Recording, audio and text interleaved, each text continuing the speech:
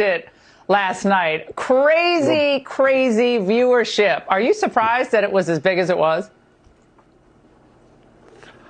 I don't know if I'm so much surprised. I mean, just going into it, the people that anyone found out when I was doing it that reached out to me was just, it was, and even last night after the show, it was just overwhelming on both sides of it. So I wasn't really super surprised. I thought it was going to, really move some mountains, make some waves. Well, one thing that was said repeatedly today was that when people saw what the halftime show was like at the Super Bowl, they frantically were trying to find where you and the other performers were performing at the TPUSA event. And it took them a while, but they ultimately got there.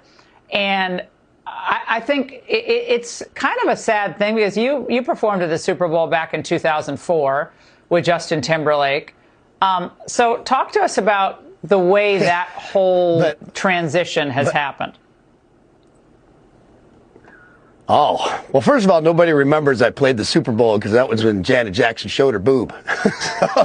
Nobody remembers I was on that thing. Man, I think this all started, man, I could go on for days, but to sum it, I would think back 2016 when Colin Kaepernick took a knee, to protest, I think it was racial injustice and police brutality and everything that, they got a lot of people's panties in a bunch, self included. I did not agree with him, but nonetheless, he's got the right to speak his mind, do his thing. And Roger Goodell really had a real problem on his hand back then. And I think he was like, how do I get out of this and, keep making the tens upon millions of dollars a year that I make, in a predominantly male black league. So he goes like, well, maybe Jay-Z will do it, which nothing against Jay-Z. I respect him for his hustle and, his music.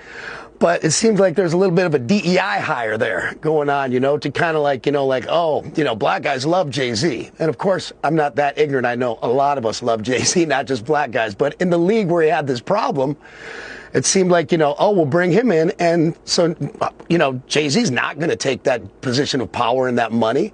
So, then they convened in a that was a not-for-profit league until, they quietly got rid of that tax exempt status at some point, so Roger did not have to disclose his salary.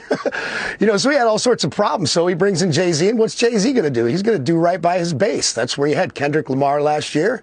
A lot of people didn't get. I respect Kendrick Lamar, but wasn't my cup of tea. And, then this year you're like, wow, they're going to double down. And to me, it was kind of just like another middle finger to conservatives, to the MAGA, crowd, to my base, everything.